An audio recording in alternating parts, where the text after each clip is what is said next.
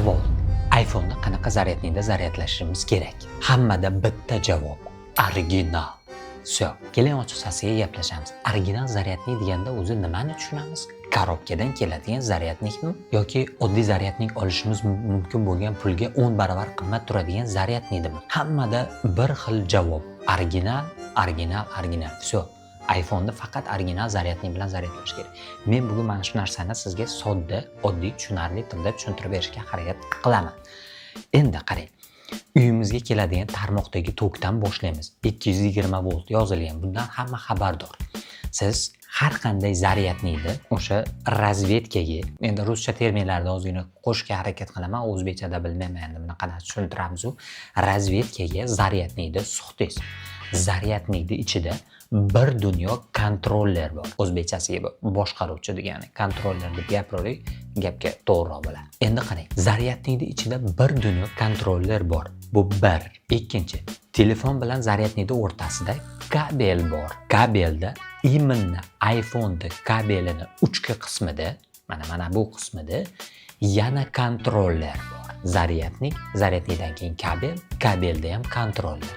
Endi siz zaryadnik kabelni telefonga suqyapsiz. Telefonga suqqaningizda mana bu zaryadnik joyida yana kontroller bor. Endi yana tok aylanib telefonni batareykasiga yetib kelish kerak. Endi telefonning ichida aylanayotgan tok batareykaga yetib borishda yana oldida yana kontroller bor. Ko'ryapsizmi? Shuncha o'rtada boshqaruvchi bor.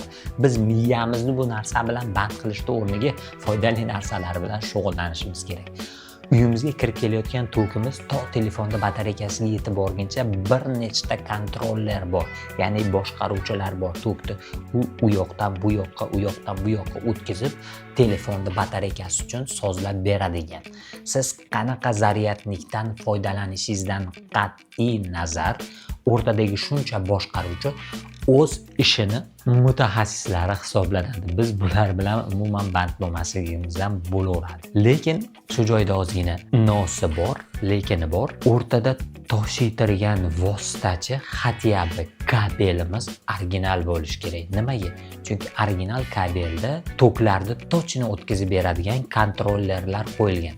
Siz Xitoy zaryadnik qo'yganingiz bilan o'rtadagi original kabeldan foydalansangiz, telefonga umuman zarari bo'lmaydi. Har qanaqa zaryadnikdan foydalangan taqdiringizda ham. Bu narsa aniq. Men masalan o'zimdan o'tkazganman. Har doim har xil zaryadnikdan foydalansam ham faqat o'zida kelgan original kabeldan foydalanaman. Endi zaryadlash vaqtida ozgina farq bo'lishi mumkin, lekin batareykaga uncha ziyon bo'lmaydi. Endi batareyka masalasiga keladigan bo'lsak, Sardor, sen shuncha gapni gapirib tashlading. Liboy zaryadnikka qo'yib tashadigan bo'lsak, zaryadnimiz iPhone'ning yo'lchisi tushib ketadi. Telefonda batareykasi vechniy narsa emas. Bu zaryadlangandan keyin o'z-o'zini xususiyatini yo'qotadi. Siz qanaqa zaryadnikdan qo'yishingizdan qat'iy nazar zaryad oladi, zaryad chiqaradi. Bu o'z-o'zidan yo'qolib boradigan proses. Bu narsani siz boshqara olmaysiz. Siz original zaryadnikka qo'ysangiz ham, Xitoy zaryadnikka qo'ysangiz ham, uni ma'lum bir maksimum soni bor. Zaryadlanish soni bor batareykani.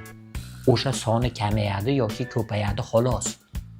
Yo'nkisi shunga bog'liq. Siz masalan necha marta zaryadga qo'ysangiz, uni yo'nkisi shunga qarab tushaveradi. O'shaning uchun bu narsalarga o'ta vнимательный bo'lish shart emas. Bu narsa oddiy proses xolos. Zaryadga qo'yasiz, telefonda batareykasi zaryadlaydi, zaryadkadan olasiz, ishlatishni boshlaysiz, zaryadi ketadi. Bo'ldi, bu narsaga unaqa diqqat bo'lish kerak emas deb o'ylayman. Men oldinlari shunaqa edim. 5S 0 dan 100% gacha olishga zaryadga sug'urmasdim, ko'chada qolib ketardim telefonsiz. Keyin bilsam bu narsalar hammasi bo'lmagan narsalar ekan.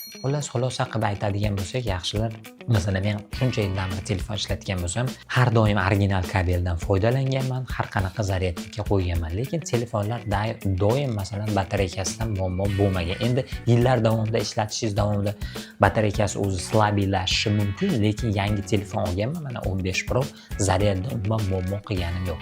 Original o'zida kelgan kabeldan foydalanaman. Xullas ko'p gapirib borgan bo'lsam uzr.